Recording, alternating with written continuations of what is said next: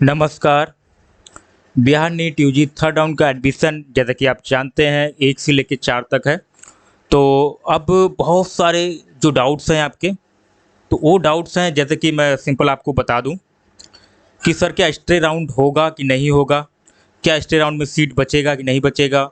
और सबसे ज़्यादा जो कमेंट्स आए हैं कि सर जो रैंक कार्ड है हमारा, तो रैंक कार्ड में जो मेरा लास्ट वाला जो रैंक है यानी कि क्लोजिंग रैंक है, उसमें मेरा रैंक शो कर रहा है, मतलब वो रैंक है मेरे पास, फिर भी मेरा मुझे कॉलेज अलॉट नहीं हुआ है। ठीक है, ये भी आपका डाउट्स है। साथ ही अब बच्चे जाना सर ये एनआरआई और मुस्लिम माइनॉरिटी जो सीट थी, क्या वो कन्वर्ट हुई है कि नहीं है जनरल में? ठीक है, ये भी आपका एक डाउट है जो मैंने कमेंट पढ़े हैं, तो मैं उन्हीं पे ही रिप्लाई दे रहा हूँ। साथ ही क्लासेस कब से स्टार्ट है? हालांकि मैं क्लासेस वाले को बोलूँगा कि ठीक है, मैं आपके लिए वीडियो बनाऊंगा। अभी जो बहुत इंपॉर्टेंट पॉइंट है, मैं तो उन पे बात करना चाहूँगा। जो जैसे कि और साथ ही और इसमें जो इम्पोर्टेंट इंस्ट्रक्शन है, ठीक है, जो आपको पहले से ही जान लेने, वो गलती आपको नहीं करनी है। और जैसे कि जो बच्चों को थर्ड राउंड में सीट अलॉट होता है, तो उनको फिर क्या, अगर वो सीट नहीं लेते हैं तो उनको क्या दिक्कत हो सकती है, इस सब पे चर्चा करने वाला हूँ। और मैं आपको ये भी बता दूँ, जो कुछ ऐसे डाउट्स हैं जिन पे मैं भी 100% आपको गारंटी नहीं देता हूँ, क्योंकि अभी तक कहीं से ऐसा कुछ क्लैरिफाई नहीं हो पाया, तो मैं आपको पहले से ही बता देता हूँ किन पे नहीं हुआ, मैं डिटेल में आपको बताऊँगा। तो बिना देरी करते स्टार्ट करता हूँ। सबसे पहले मैं आपको बताऊँ कि हालांकि मुझे अभी टाइम मिला है, क्योंकि मैंने एक वीडियो ऑलरेडी पीजी का डाल दिया है, मैं यूजी का डालने जा रहा हूँ। तो अब सबसे बड़ा जो आपका जो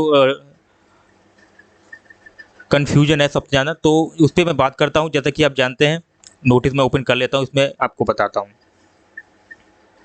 देखिए, स्ट्रे वैकेंसी का सबसे पहले बात कर लेता हूँ। स्ट्रे वैकेंसी का जो बच्चे कमेंट कर रहे हैं तो उनको सीट अलॉट नहीं हुआ है, ठीक है। और साथ इस पे भी चर्चा करूँगा कि आपका जो इतना हाई नंबर आने के बाद भी आपको सीट अलॉट नहीं हुआ है, इस पे भी मैं चर्चा करने वाला हूँ। तो सबसे पहले स्ट्रे वैकेंसी की बात करूँ, यहाँ पे स्ट्रे वैकेंसी, ठीक है, स्ट्रे वैकेंसी की अगर मैं बात करूँ, देखिए स्ट्रे वैकेंसी तो होगा। अब बच्चे कह रहे नहीं है, हालांकि डाउट हमको भी लगा कि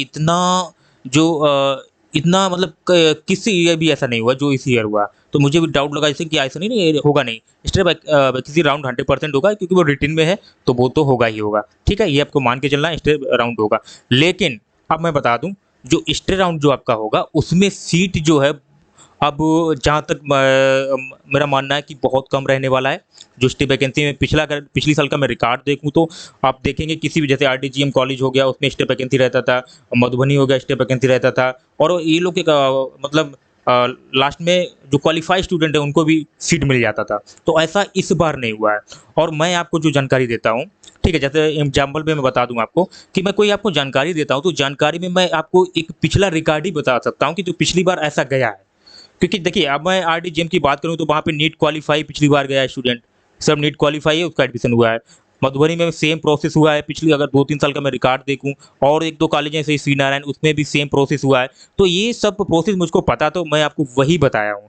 अब देखेंगे सेकेंड राउंड में भी इससे कम कट ऑफ गया, अगर देखा जाए तो सेकेंड राउंड में अगर बात करूँ तो कहीं पे 170 में भी एडमिशन हुआ है, ठीक है। और उसी कॉलेज में अब थर्ड राउंड में 170 पे जाके 200 वालों का भी नंबर नहीं आया है, ठीक है। किसी कॉलेज में अगर 170 पे एडमिशन हुआ, मान के चलिए 170 वालों का एडमिशन हुआ, जिनका 170 मार्क्स है उनका एडमिशन हो गया है, लेकिन अब 200 मार्क वालों का वहाँ पे एडमिशन नहीं हुआ है थर्ड राउंड में।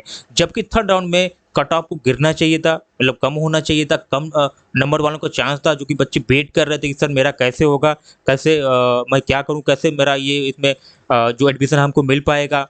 तो बिल्कुल मैं आपकी एक एक बात को समझता हूँ, अच्छे से समझता हूँ। तो अब मैं बात करूँ, देखिए स्टे वैकेंसी का मैंने बता दिया है, ठीक है। अब देखिए मैं एक अनुमान ही बताता हूँ, और मैं उन बच्चों को भी बता दूं जो बच्चों को मैंने 100% बोल दिया था। मान के चलिए कि 200 नंबर उनका किसी कॉलेज में था, मैंने उनको बोलिए 200 पर, अगर आपका 200 नंबर है, ठीक है, ये कॉलेज आपको 100% मिल जाएगा। तो बिल्कुल मैं पिछला वाला जो रिकॉर्ड था उसके हिसाब से आपको बोला था।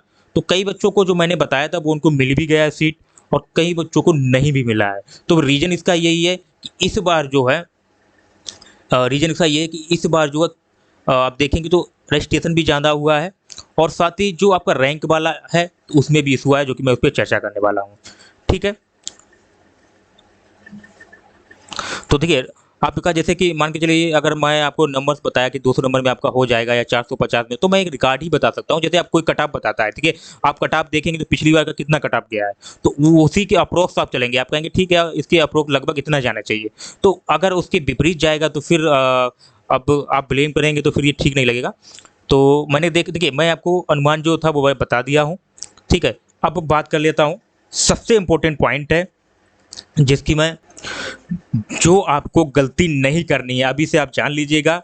देखिए, जिन कैंडिडेट को थर्ड राउंड में जिन कैंडिडेट को थर्ड राउंड में सीट अलॉट होता है, ठीक है, क्लियर हुआ होगा। जिन कैंडिडेट को थर्ड राउंड में अभी अगर सीट मिला है, अगर वो सीट अगर सीटी वाला नहीं लेते हैं वो, ठीक है, आप अगर ये सीट नहीं ले रहे हैं तो आपको क्या होगा, तो आपको स्टे राउंड के लिए आप एलिजिबल नहीं होंगे। अभी से मैं बोल दे रहा हूँ क्योंकि ये गलती हो जाती है, ठीक है। आपको पता है तो बहुत अच्छी बात है, और जिन स्टूडेंट को नहीं पता उनको जान लेना है। मैं फिर से एक बार बोल देता हूँ कि अगर आपको थर्ड राउंड में सीट अलॉट हुआ है, अगर थर्ड राउंड में आपको सीट अलॉट हुआ है और आपको अब एडमिशन आप नहीं ले रहे हैं, तो आप बिहार के स्टेट वैकेंसी राउंड के लिए एलिजिबल नहीं है, ये आपको जान लेना है। क्लियर हुआ होगा, ठीक है, बिल्कुल क्लियर हुआ। मुझे नहीं लगता अब इसमें कोई आपको डाउट होना चाहिए। देखिए, अब बात करूं कि अब तीसरा टॉपिक, दो टॉपिक मैंने ऑलरेडी बता दिए हैं, अब तीसरा की बात करूं यहाँ पे। अब तीसरा नंबर की बात करूं यहाँ पे, जो बच्चे कह रहे थे सर क्या कन्वर्ट हो गया, क्या जनरल में ये सब कन्वर्ट हुआ है कि नहीं हुआ है। देखिए, एनआरआई का जहाँ तक मेरा अनुमान है कि इसी राउंड में कन्वर्ट हो चुका है, ठीक है। हालांकि मैं ये कंफर्मेशन अभी आपको नहीं करना चाह रहा हूँ, और मैं लगता हूँ ये कल या परसों में कंफर्म हो जाएगा, मुझे पता लग जाएगा। लेकिन जहाँ तक ऐसा कुछ नोटिस हमको या ऐसा कुछ हमको कहीं से नहीं पता चला है, क्योंकि अगर ये कन्वर्ट हो जाएगा तो ये सीट तो आपको मिलना चाहिए, जो कि अभी तक नहीं मिला। इस वजह से थोड़ा डाउट है। वैसे 100% कन्वर्ट है, जो कि मैंने बोला था, कन्वर्ट तो है, लेकिन इसमें मैं 100% गारंटी आपको नहीं दे रहा हूँ कि इसमें कन्वर्ट है कि नहीं है। लेकिन मैं 99% ये बता रहा हूँ कि इसमें जो है एनआरआई जो भी थर्ड राउंड में कन्वर्ट हो गया है और मुस्लिम माइनॉरिटी भी कन्वर्ट हो गया है। जो बच्चों डाउट थे तो मैंने उनको क्लियर बता दिया है, ठीक है। अब यहाँ पे बात करता हूँ नंबर 4, सबसे इम्पोर्टेंट टॉपिक है यहाँ पे नंबर 4, ठीक है। नंबर 4 सबसे इम्पोर्टेंट टॉपिक है आपका रैंक वाला, जो आपका रैंक बढ़ रहा है, घट रहा है, और आपको कॉलेज नहीं मिल रहा है, सॉरी बढ़ घट नहीं रहा, मतलब जो आपका लास्ट जो रैंक गया लेकिन उसमें आपका रैंक आ रहा है। जैसे कि एग्जाम्पल में बता दूं, मैं ओपन कर लेता हूँ।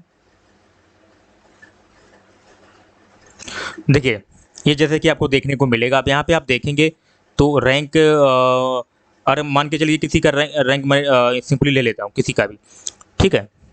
ये टोटल रैंक तो आपने चेक कर ही लिया होगा, कितने रैंक पे को जो आपको कॉलेज है जो अलाट होगा, ठीक है। जैसे कि मैं एग्जाम्पल में ले लेता हूँ यहाँ पे, जैसे कटिहार में ले लेता हूँ। यहाँ पे आप देखेंगे कि यहाँ पे देखिए मुस्लिम माइनॉरिटी भी मिल जाता है, एनआरआई भी मिल जाता है। तो मैं आपको बताने की कोशिश करूँगा इसमें क्या। देखिए, ये क्लोजिंग रैंक है, क्या है, क्लोजिंग रैंक है 3966। यहाँ पे देखेंगे जो क्लोजिंग रैंक है।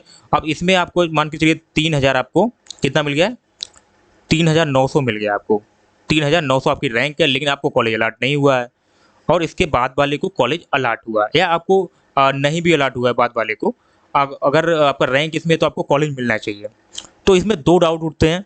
पहले डाउट जो मैं आपको बता दूं कि जो बच्चे अपग्रेड किए थे तो उनका सीट जो है रिजर्व किया गया है।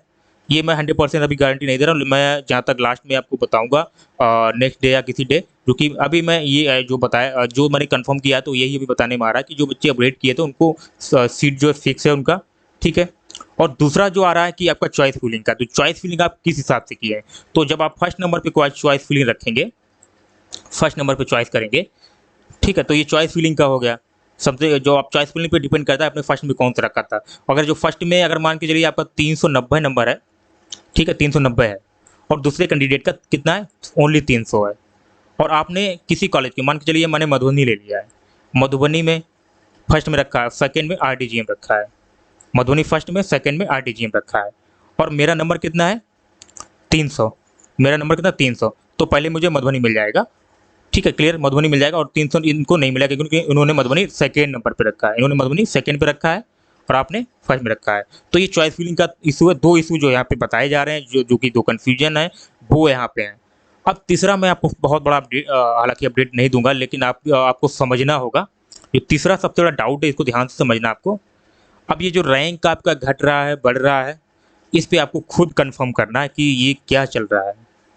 क्लियर हुआ होगा। इस पे मैं खुल के नहीं बोलना चाहूँगा, आप लोग अपना समझेंगे कि क्या उसमें ऐसा क्या है, क्यों रैंक कैसा आ रहा है, ये आपको खुद से समझना होगा। हालाँकि मुझे इस पे इतना नहीं, क्योंकि लॉगिन आईडी आपके पास है और मेरे पास ऐसा कुछ नहीं है। तो मैं चाहूँगा कि आप लोग बेहतर समझें उस चीज़ को, क्योंकि मैं अभी इतना हो सकता है कुछ ऐसा हो मैं आपको बोल दूँ नहीं वहाँ पे धांधली हुआ है या ऐसा कुछ हुआ है, और हालाँकि ऐसा कुछ नोटिस हो, ऐसा कोई जानकारी हो जिसमें धांधली नहीं हुआ हो, फिर जाके मैं फँस सकता हूँ। तो इसलिए मैं उस पे ओपन नहीं करूँगा। तो मैं चाहूँगा कि आप लोग ही उसको अच्छे से समझें। हो सकता है कुछ फ़ॉल्ट हो और बीसीसी बोर्ड अपनी जगह ठीक हो, ऐसा भी हो सकता है, और हो सकता है कुछ वैसा हो, वो आप लोग समझेंगे, क्योंकि उस पे मैं उतना टॉपिक पे बात करना नहीं चाहूँगा, क्योंकि ऑलरेडी कमेंट 1-2 मेरे पास बहुत ही वैसे डाले किसी ने, जिससे मुझे बड़ा दुःख हुआ था। तो जैसे कि आप जानते कि जैसे कि भी कोई धांधली या कुछ भी जब तक कोई वेरीफाई नहीं होगा तो हम लोग नहीं बता सकते हैं। तो देखिए हम इस पे चर्चा हालाँकि नहीं करेंगे, क्योंकि मुझे ऐसा कुछ इन्फॉर्मेशन नहीं पता है। तो मैं चाहूँगा कि मुझे इस तरीके से जानकारी आप लोग अपना क्योंकि हो सकता है कुछ रीज़न रहा हो, जैसे अपग्रेड वाला हुआ, चॉइस फिलिंग वाला, ऐसा कुछ रीज़न हो। तो मेरा मानना ये है। और साथ ही मैं एक आप लोग को ये भी बता दूँ, बहुत ध्यान से आपको समझना है, बहुत ध्यान से समझ लेना है। देखिए आप लोग गलती जो आपसे होती है, तो जैसे कि आप देखिए अभी आप एमबीबीएस करेंगे या बीडीएस का जो भी करेंगे, उसके बाद आपको पीजी भी करना है। तो आप लोग पीजी के लिए जुड़े रहिए मेरे साथ, और पीजी का वीडियो भी अभी से आप इतना जानकारी प्राप्त कर लीजिए, जिससे आपको आगे दिक्कत ना हो। तो आप लोग बिल्कुल मैं आपसे चाहूँगा कि आप लोग जुड़े रहिएगा। अभी ये अलग मसला है, उसके बाद एनएमसी का बहुत सारा रूल्स है जो आपको अच्छे से समझना है। तो एनएमसी का एक-एक रूल मैं लाऊँगा, जैसे ही काउंसलिंग समाप्त होती है तो एनएमसी का भी रूल मैं लाऊँगा। ठीक है, ये आपको ठीक है, अभी से याद रखना, एनएमसी का भी मैं रूल्स लाऊँगा, जितने भी रूल्स हैं टोटल मैं बताऊँगा आपको, जिससे आपको कोई दिक्कत नहीं होगी। तो वीडियो में इतना ही है, बाकी जैसे कोई नई इन्फॉर्मेशन मिलती है सही से हमको जानकारी दीजिए। जब तक मेरे पास कंफर्म नहीं होगा तो हम कैसे बोल देंगे? अभी हम बोल दें कि ये फ्रॉड है, वो फ्रॉड है, इस कैसे हम बोल सकते हैं? हालाँकि मुझे भी दिख रहा है कि यहाँ पे इतना रैंक और इतने बच्चों का एडमिशन हुआ, हालाँकि मुझे भी पता है, जो कि मैंने बच्चों आप इन लोगों ने कमेंट किया, हालाँकि मैं समझ रहा हूँ आपकी बात को। लेकिन मैं जब तक कोई देखिए मेरे पास जब तक कोई प्रूफ़ नहीं होगा तो हम कैसे उसको बिलीव करेंगे? तो ये है, तो आप लोग को उसको समझना है, उस पे ज़्यादा मैं चर्चा करना नहीं चाहूँगा। तो ये ज़रूर कहूँगा कि आप लोग अभी से रेडी हो जाइए, पीजी अगर जिन बच्चों को पीजी करना है एमबीबीएस के बाद, या आपको एमबीबीएस के नेक्स्ट ईयर के लिए रेडी भी करना। हालाँकि मैं नहीं चाहता कि ऐसा कुछ बच्चा बचे, सबको एडमिशन मिले। ऐसा ना बचे कि जिसको नेक्स्ट जो आपका 24-25 है उसके लिए प्रिपरेशन करना पड़े। मैं चाहता हूँ इसी में हो जाए आपका। तो आप लोग जुड़े रहिएगा मेरे साथ, क्योंकि अगर आप मेरे साथ जुड़े रहेंगे तो मैं आपको इतना नॉलेजेबल बना दूँगा कि जो रूल्स हैं, एक-एक बता दूँगा आपको। हालाँकि आप तो ऑलरेडी हमसे नॉलेजेबल हैं ही, लेकिन मैं चाहूँगा जो रूल्स हैं, वो रूल्स को टोटल आपको बता दूँ पहले से। तो बस यही है कि इसमें जो भी हुआ है ठीक है, और बाकी जानकारी आपको एकदम बराबर मिलती रहेगी, कोई दिक्कत उसके लिए नहीं है। और जो बच्चे नए जुड़े हैं, जिन्होंने रजिस्ट्रेशन नहीं किया अभी तक, ठीक है, या जो 24-25 के लिए प्रिपरेशन कर रहे हैं, तो वो लोग जुड़ जाइए, जिससे आपको ऐसी कोई कन्फ्यूजन, कोई दिक्कत नहीं हो। क्योंकि इस बार देखिए मैं भी एक तरीके से पूरी तरीके से सर्च कर लूँगा कि कहाँ पे गलती होती कहाँ पे, बच्चे कहाँ पे गलती करते हैं। हालाँकि मैंने स्टार्टिंग से ही आप लोग को बताया है, लेकिन मुझे बहुत सारी गलतियाँ जो मुझे समझ में आई हैं। तो नेक्स्ट ईयर कभी भी आपको दिक्कत नहीं होगी अगर आप इस चैनल से जुड़ेंगे, चाहे आप एमबीबीएस कर रहे हो, या आप एमबीबीएस की प्रिपरेशन की तैयारी कर रहे हो, या आप एमबीबीएस कर चुके हैं, उसके बाद आपको पीजी करना है। ये सारी डिटेल आपको इस वीडियो के माध्यम से, इस चैनल के माध्यम से बराबर मिलती रहेगी। ठीक है, अब मैं बिना देरी करते हुए आपसे मिलूँगा, क्योंकि मैं बहुत ज़्यादा यहाँ पे थक चुका हूँ। तो क्योंकि अब कोशिश करूँगा अगर नया अपडेट आता है तो मैं वीडियो बिल्कुल आपको प्रोवाइड कराऊँगा, और मिलता हूँ नेक्स्ट वीडियो में। तब तक के लिए जय हिंद।